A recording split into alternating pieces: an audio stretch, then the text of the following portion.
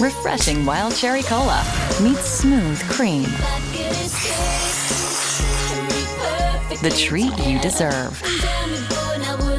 Pepsi Wild Cherry and Cream. Treat yourself. This episode is brought to you by Indeed. Stop waiting around for the perfect candidate.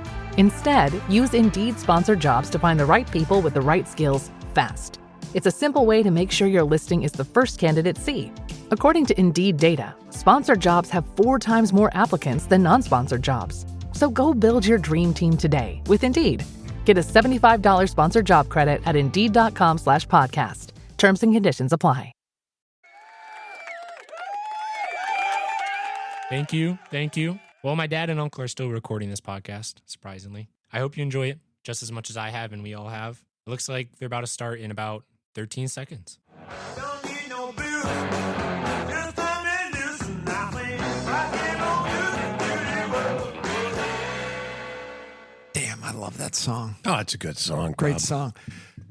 Hi there. Welcome to another episode of Second Spin. My name is Bob. I'm Gare. Care. What's up? What are you doing, buddy? I didn't know it was Black T-shirt day. Hey, Abbey Road, And Lizzie? Dino's Bar and Grill. Sure. There we go. If you know, you know. If you, Right. yeah, you don't even have to say Thin Lizzy. Correct. That's true. I mean, That's you'd true. be one of these if you didn't know. Okay. We're gonna get into a program here. Oh, right. We have to have some type of continuity, according to somebody who told me that the other day, but I won't tell you who it was. Big word. Continuity? Continuity. Good word. I had to look it up. I did. Webster's online, man. Sure. Never mind. We're going to do a little continuity. Then we're going to get into something that we find is one of the great stories in rock history. Mm-hmm. Even our friend Ryan, who is behind the camera drinking out of a Beatles mug, Right. a cup of coffee, in his Michigan Rocks t-shirt, Woo. even he knew the story. Yes. And a friend of mine, Ted from London, said, "Hey, have you ever heard that Winds of Change story?" No. So I dove into it. It's awesome. Well, you guys told me about it. I had no idea. I no know. idea. I mean, because you don't believe in conspiracy theories. Everybody's true and honest, right? Right. Right. Okay, so we got a couple things. Hello, we're back. Second Spin, formerly Bee Gees Broken Records. Such a mouthful. All you have to do is like, subscribe, follow, pass us on, comment. Comments, I guess, are good for algorithms, SEO, and all that crap. So if somebody could give us a thumbs up, send us a positive note. I don't need negativity in my world. No, don't tell us about mistakes we've made or, if you're like. Well, like your son did. Right. Yeah.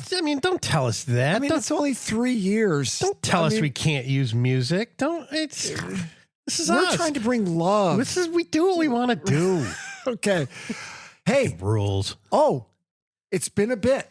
I got something. Talk. Yes. Talk. I have such a hard time talking.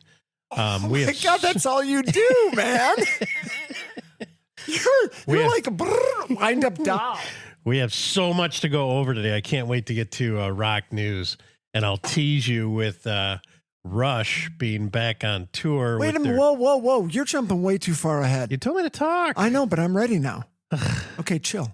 All right. New drummer, girl from Germany. I got your present. Oh, look at. What's that? Because I don't have enough coffee mugs, but oh, she's pretty. Ryan, that's for you. Oh, look at that. There you go. Oh, boy. Second Spin coffee mug. Oh, she looks good, Bob. She does look good. That looks good. Well, hey, Ryan, it's going to look just like that one. It's going to look identical. Oh, we got to say, let's go. Oh, for sure. For sure. My newest. Okay, now, since I'm giving gifts out, Oh, I've got one more gift come on. from my cohort. You ready? Dude, this thing is awesome. It got 4 stars in the latest issue of Record Collector magazine under the books section. Oh, okay. People actually read. Oh. Kiss 1976. There you go, buddy. Put that on the water closet in the bathroom and just Do some reading. Holy smokes. What was the town they went to? They keep talking. Cadillac. They had their 50th. That is when the mayor put on the Kiss makeup and they've got a big. So the whole story on that one was the football team, the high school football team, lost all their games. Oh, this is great. Every game but one or whatever for the last year or two. So the coach says, we're just going to play rock music. So all they did was play Kiss, and they went undefeated. And they found out about it, and Kiss came to town. They did a parade. So this is, I think it's just as a live hit or just before. And like last year was the 50th anniversary, and they've got like it looks like a tombstone. Yeah. But like, and the best is when the mayor put on the Kiss makeup with his suit on. And yeah, no, it's awesome. Dude, you can say what you want. Marketing genii. I think that's actually, no, I got corrected on that. They're geniuses. Okay. Right. Also, hey, whoa. You didn't know that story? No, it's a good one. Look that one up. It's a good one. Okay. Now, a few weeks ago, we talked about records that took you back. Right. And I said, my first one that I thought I owned was Diana Ross Presents the Jackson 5. Yeah. I remember reading about that. Right there. Diana Ross Presents the Jackson 5. A great album. What year? 69. Okay. First song, this one's a rocker. Zippity Doo Dah. I'm telling you, man.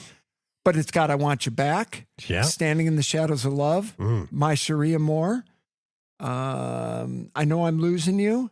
And Stand. But I don't know if that's a great album. But this is the first one. Okay. Nice. Now, then I think one episode ago, we talked about sexy album covers. Oh, yeah. Yeah. I told you I had it. Oh, there you go. Oh, yeah. So I was with my friend Gary from Firebird Records. For 10 pounds is what I bought. Melody Maker. Oh. And look at the chick on the cover. Oh, look at that. I mean, to me, that's a sexy cover. Yeah, Frampton on there, Joe Cocker. In the back. Oh, ladies. Hello, ladies. Ladies. And guess what else I bought? Check this out. There's more? Do you have an Evel Knievel record? Oh, who's on that? Bunch of no names. Nobody good. Hey, you want to be on an Evel Knievel record? Okay. Dude, I had to buy it. Oh, we've got to spin that after. This is Americana like you wouldn't believe. Oh, nice. All right, that's my stuff. Now you can talk. Oh, sorry. Wait, where we go? Okay. Well, first, Bob and I made our first mistakes ever. I'll lead with mine. So I said that Terry Hall was in the Blue Nile. He was in Living Color. No, he was in the color field, not Living Color. Dude, we just got to correct your correction. I know. Correct my Living Color. Color Field. Thank you. We're going to have to edit that one out. Yeah. No. It's too good. It's too good. It's all the hot lights. I know. That are confusing and it's this coffee. I've never had delicious coffee like this before. Thank you. So, yes. And then we made a mistake saying that Kurt Cobain died in 97. He actually died in 94. And my son was the one who told me about that one. So we've never made mistakes like that before with the podcast. Weird. Yeah. Weird. We've been called out a couple times. I don't reply though. Right. Okay. We are on the Pantheon Network with a bunch of other podcasts, all music related. And there's some really good ones. Go check them out. As I said before, there's one called I'm in Love with That Song. It's about 20 minutes. They take a song, break it out. Discovering new ones all the time. It's really good. A lot of metal. Yeah. Yep. True. Things that sold. Yes. We're going to do this the quicker way today. And next week, we're going to talk about the Jim Irsay auction of all his guitars. The guy from the Colts? The Colts. Yeah. Oh, man. Oh, yeah. Talk about a collection. But this one, you'll love. Oh, I would have bought this one. Okay. Check this shit out. Sorry, I need the magazine. or I will send you pictures so you can post it up there. Rolling Stones poster Oh, from Pontiac, Michigan on November 30, 81. 81, Yeah. promoting Tattoo You. Yeah. The concert became the highest grossing tour of the year. The Stones were joined by Santana and Iggy Pop, who wasn't received particularly well. Things were thrown at him. Really? No, okay. Oh. How much? How much you paying? I'll give you 3,500 for that. 420 pounds. Oh, Dude, we can afford that. it would have been on the wall if I had known. Oh, damn it. It's really good. So all these musicians are, well, this would have been his estate. Did you ever hear of a guy named Gary Moore, guitar player? Yeah. Oh, Okay. yeah. He was in Thin Lizzy Okay. a little bit. He was around in the late 70s. Oh, he was in the 60s, 70s, 80s, 80s. 90s. I remember. Yeah.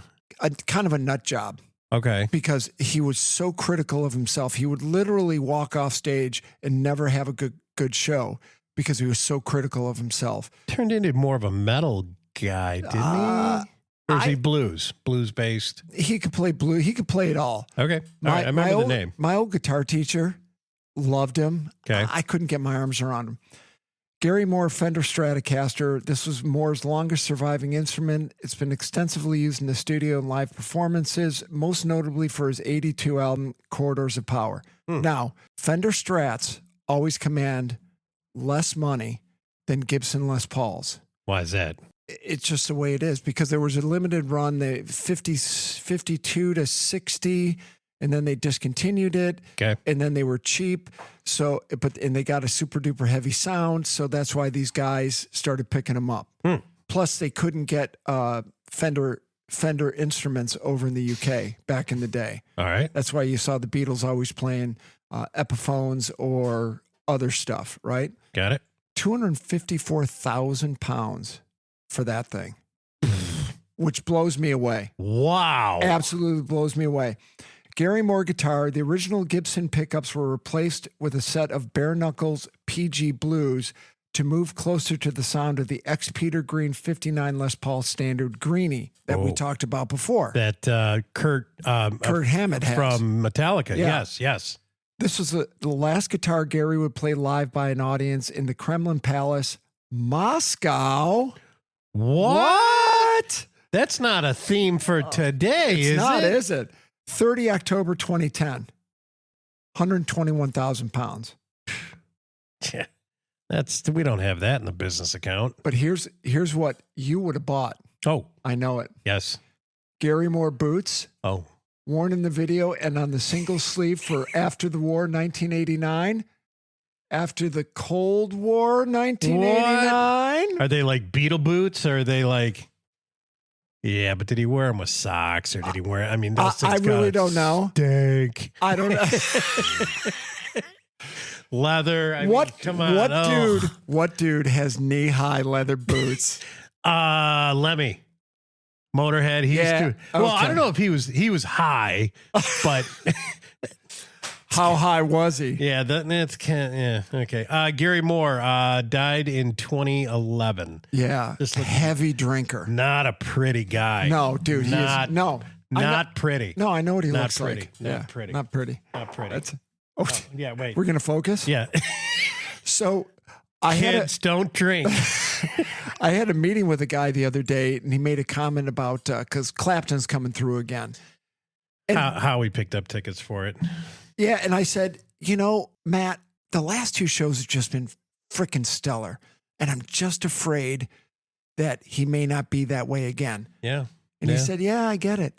I said, have you ever heard Rory Gallagher? He goes, yeah, I like Oasis. Oh my God. You need to end this friendship. No. Yes. No.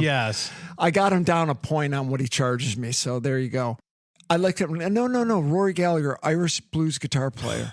I said, Smoking. I said, you got to just find the Irish Tour 74 Yep. and play it. I got a reply back. I need this document signed.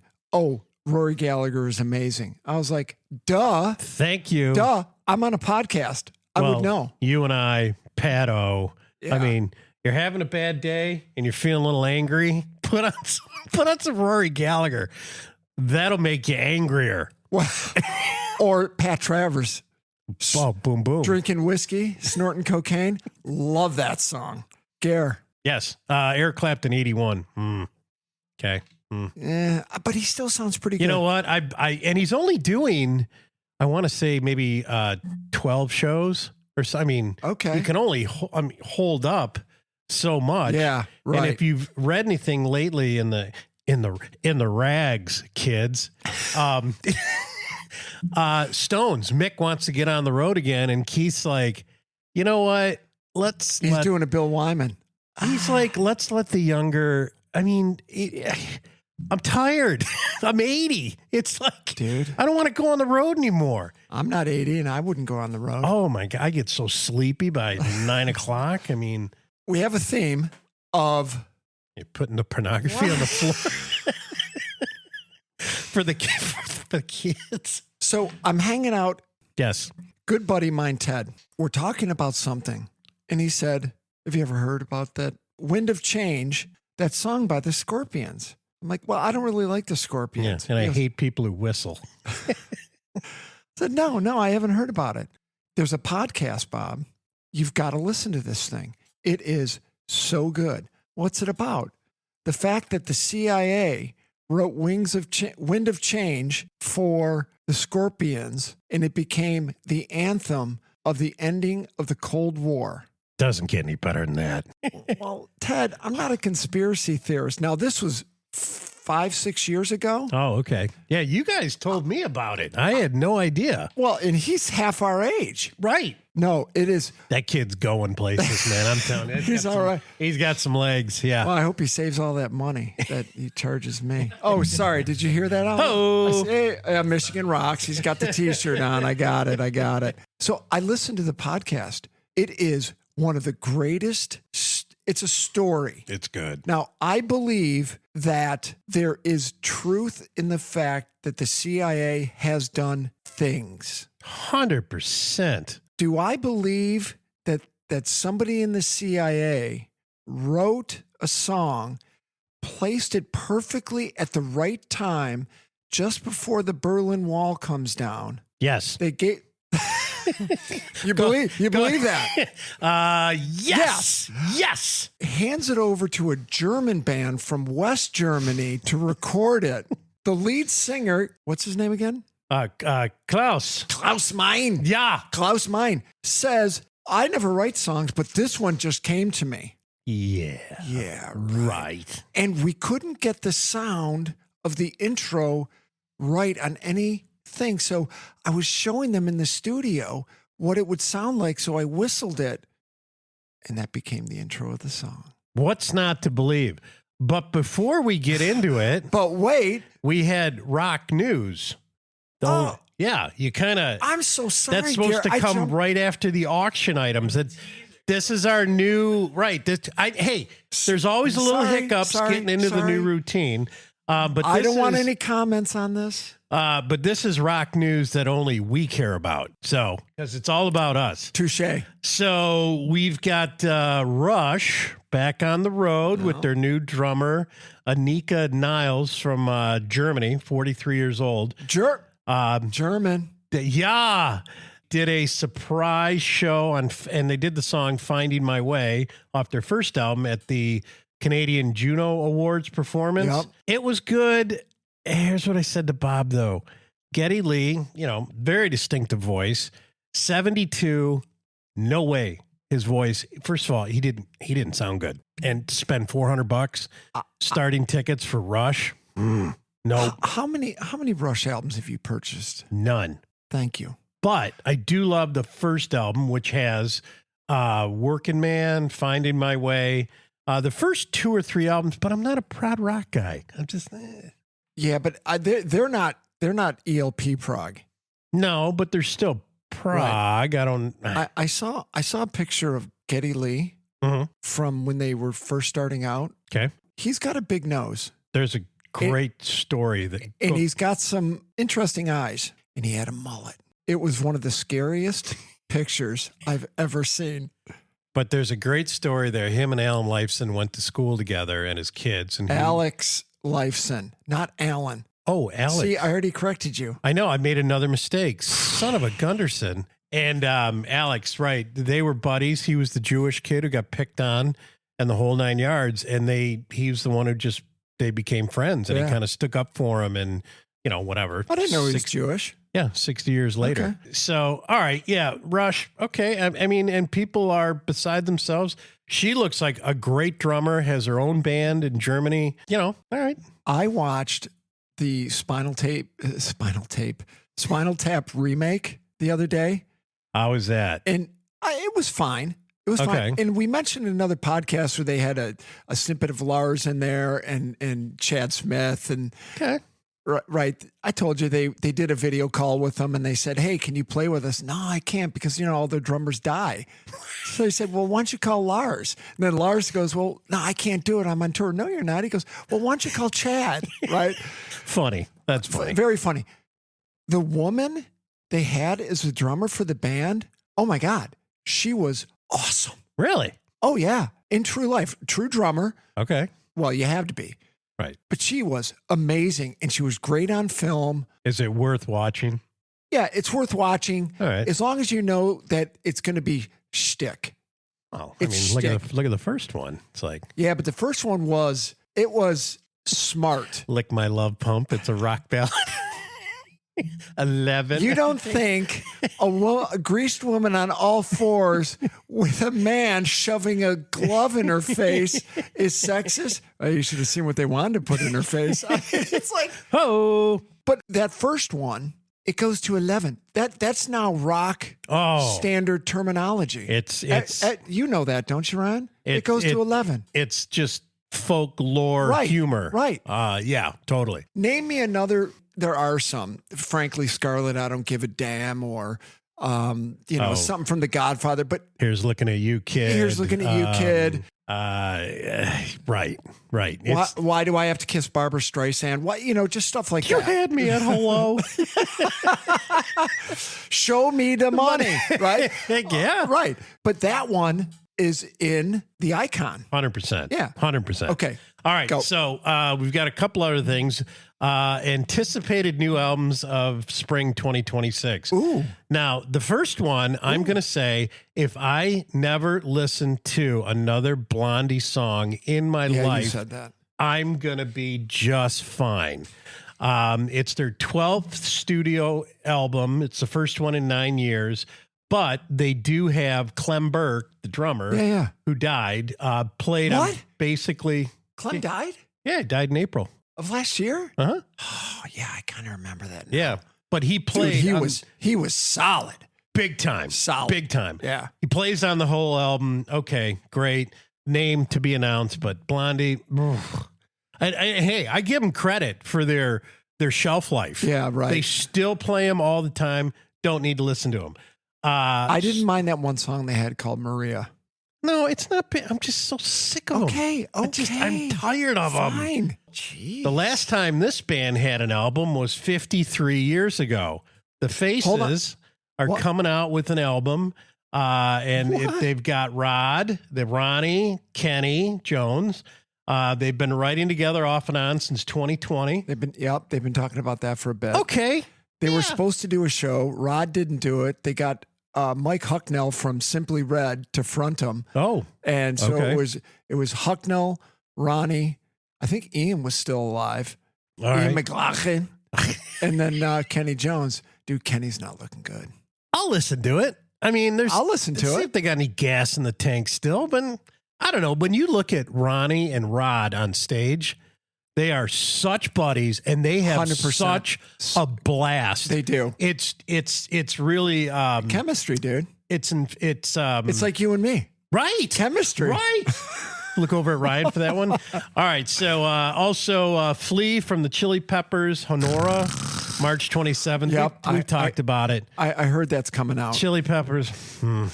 Okay. Yeah. Foo Fighters, your favorite toy. He's still trying to come back from the stepped out of my marriage and had a baby with someone else. Whoops. That kind of tarnishes your image a little bit. He was on the road and needed some love. The new Get a teddy bear. The new Pornographers, which I've listened to one or two off the new album. No name yet. It's their 10th. Check this one out. Remember Sublime? Yeah. Okay. Yeah. And the tattoo on the back says Right. Sublime. Yeah. they break, right? And then the lead singer, Bradley, actually the lead singer was looking for it here. Noel was his last name. Anyways, he dies of a heroin OD. His son now is the new lead singer, and they said he sounds a lot like the old man. And they're going to go out on tour, and they got a new album coming out. And it's like, okay, great. The guy who replaced Brad Delp just died. Oh, I don't know. Yeah, no. He was I don't know what his name was. 61. That's not good. You're the second lead singer who dies of a band. Boston. Scholes. Right. Jack White just announced a European tour, but we're here in the States, so it doesn't matter. Dash Crofts from Seals and Crofts died at 85. Right. But here's the best one. Moby. Okay, this is just stupid. Correct. This is a waste of space on a hard drive somewhere to even post this. He's trying to get back in the news cycle. Moby, what the hell has he done? And who cares what he's done? But he criticized the Kink song Lola as being gross and transphobic. Okay, yeah, Lola's about a dude who dresses up like a girl.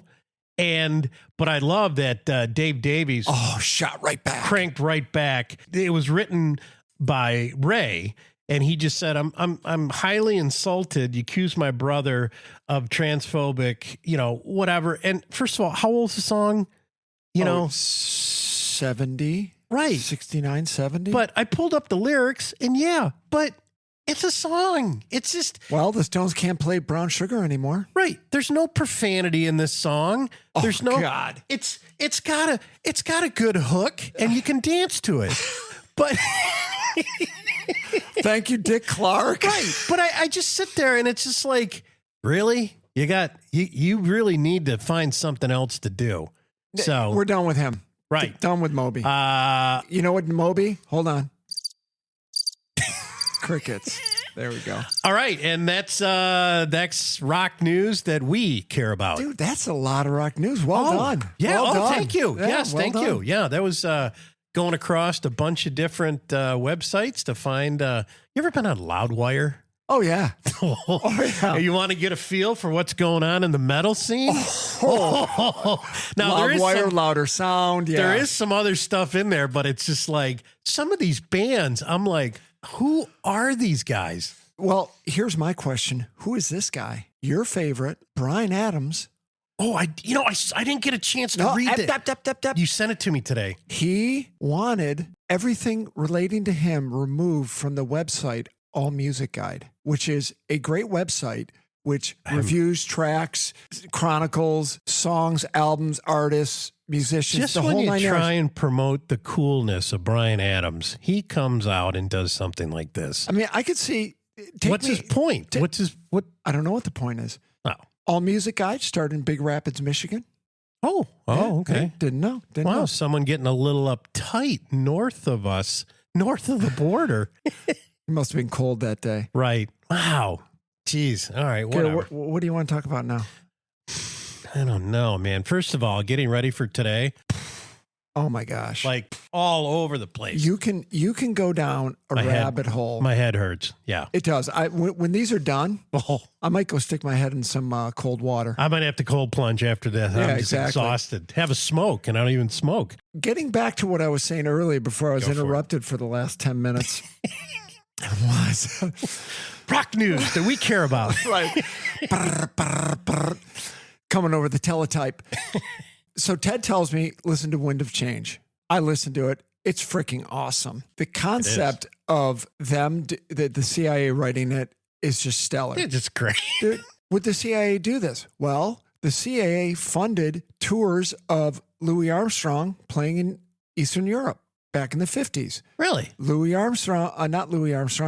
Marlene Dietrich sang songs during the 40s, supported by, was it the SOS? Well, she was kind of a bad girl. Well, she was German. Yeah. Right? But they recorded the albums and shipped them over there and dropped them, much like Dr. Zhivago.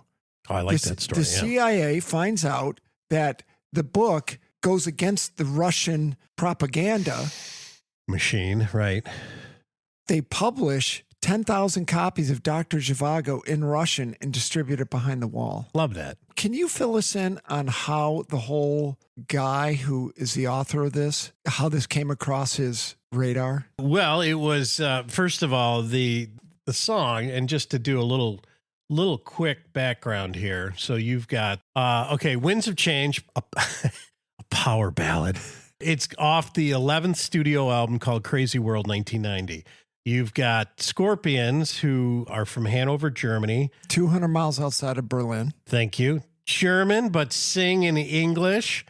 Klaus Meiner is their lead singer. They are the biggest German band ever. Unbelievable. Even bigger than 99 Luftballons. Nina?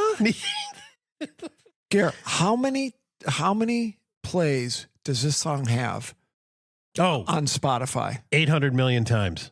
800 million times. I can't even get my head around this. Now, there are guys out there who've got 1 billion plays. I think some with 2 billion. Doesn't surprise me. So coming up on 1 billion plays, but for a metal band. It's unreal. Yeah. First metal act to play behind the Iron Curtain. It was obviously released when the Berlin Wall came down. We'll talk more about that. Late 91, peaked on the U.S. charts. But I did like this one. It was one of the biggest rock singles in history, number 13, before the pre-digital era. And I thought that was kind of important because it was just your basic, no digital, no online, right. Number 1 on the charts in Europe. And then we go into how the CIA wrote it. Okay. It's a great song. So that's a little bit of background on the tune. So I have to go back in my memory banks, and you know me, I'm getting on in the years. I listened to this, and the guy who's the author of it, Patrick Keefe. Yes, thank you. Keefe. I like that. Keefe. Is that Keefe or just Keefe? Keefe. So he's got a good buddy. Used to work for the CIA. Hey, this is what I heard. They're hanging out one day. Oh, what'd you hear? Well, I heard from another guy, and they call them graybeards because they've been there a long time, who heard from another guy who was at a dinner party with a bunch of CIA guys at somebody's house who is a huge spy enthusiast. He actually created the Spy Museum in Washington, D.C. Oh, I would go to that. I've been. Oh, you've been? Oh, it's pretty kick-ass. Oh, yeah. That, and I want to go to the Punk Rock Museum in Vegas and the Pat O went to. Evel Knievel Museum. Oh, true. In Vegas when that opens. Be busy when we get to Vegas. Yeah. Oh, yeah. Taking it on the road. Oh. Yeah. Dude, then we have to fly him out. Expense account's going to be through the roof. Gloria? Yeah. How much money we got in there? Enough that one of us could go. Spirit Airlines? Yeah, okay, you can go. You can go. You're going to have to drive, Brian.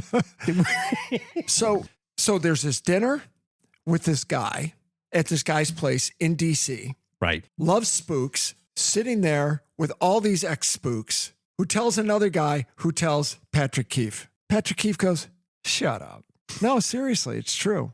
These guys wouldn't bullshit me. You know what makes this conspiracy theory great? There's no documents, no corroborating witnesses, and no financial trail. But that's what makes a good conspiracy, because we're talking about it. That doesn't mean it doesn't exist. That doesn't mean it's not true. Exactly. So this guy travels all around the world, works on this thing for 10 flipping years. Yeah. The manager of Bon Jovi, Skid Row, Bon Jovi's going back on tour, Motley Crue, Ozzy. Oh, yeah, the big metal. And the Scorps. Right.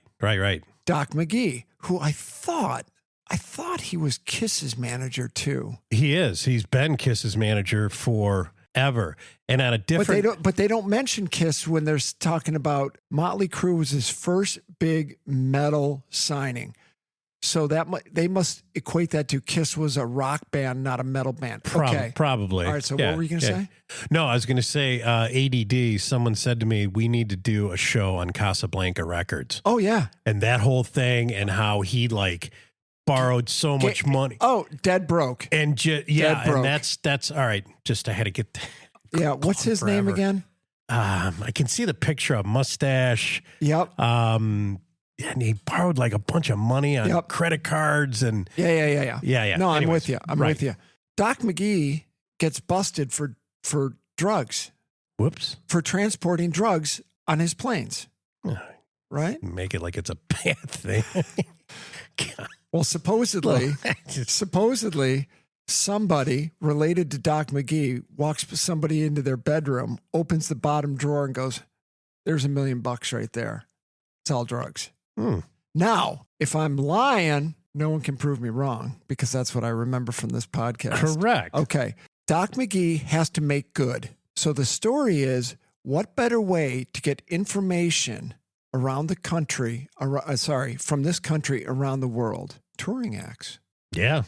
Brilliant. You fly in your own plane. You bring your own equipment. Sure. I don't know if it was Doc McGee or somebody related to him. So this is where episode 3, 4, and 5. So I listened to 5, 6, 7, and 8 in one Okay. in the last 24 hours. So I'm a little fried on Wind of Change. But in those other episodes, 2, 3, and 4, they talk about a guy who was part of their entourage, who everywhere they went disappeared. Yep. Went and did his stuff Where's Billy? and came back. Right? Literally. Well, why are we going to play in this crazy little town? Well, because he's got to drop off notes. Yep. He's got to see some people. Again, I'm not a big conspiracy theorist. To me, this is not Kurt Cobain level. That Kurt Cobain one, bang. Yeah. I don't think it's a conspiracy. But Bob, when you want to influence the Soviet youth and accelerate the collapse of communism, you need a good backstory. Okay.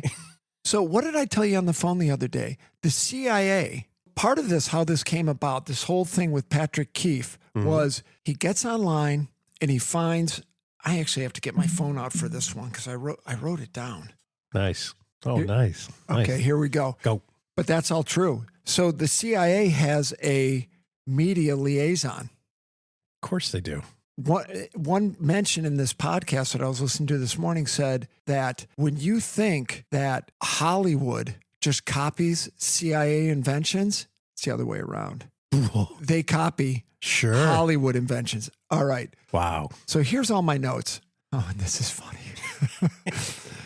A buddy of the author who worked for the CIA mentioned that he heard the rumor, about that dinner party. Got it. Right? Yep. Patrick Keefe says, I had to look up this guy named Lance Sputnik, Oh, that's a good name. who wrote about this online. Okay. The CIA in 2005 wanted to distribute an action figure of Osama bin Laden and make him look like the devil. And it was called Operation Devil Eyes to scare the kids. Love so this. what they were going to do is they were going to make this action figure, and this came from Lance Sputnik, who is an action figure reseller at all these crazy. I want to have a friend whose last name is Sputnik. Right?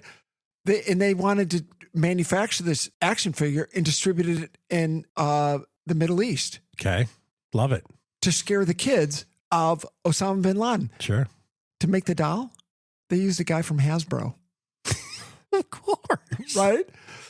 Guy who's working on Barbie. Hey, you got a minute? So the Scorpions played in a Leningrad rock club in the Leningrad rock club in 1998. Okay. Sorry, 1988. Bitch. 1988. We don't want to have to apologize again for mistakes.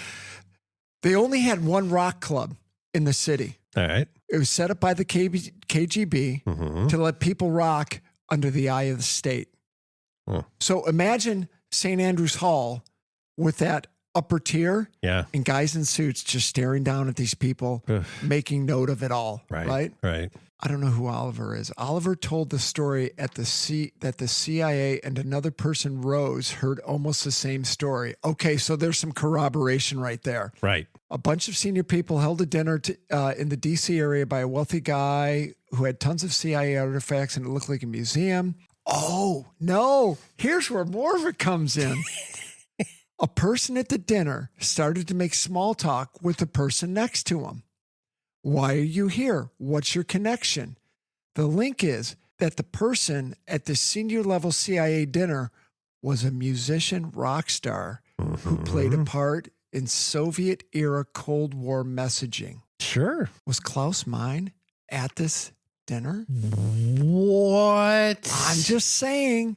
The CIA, back to what Ryan said, has a liaison to work with TV and film.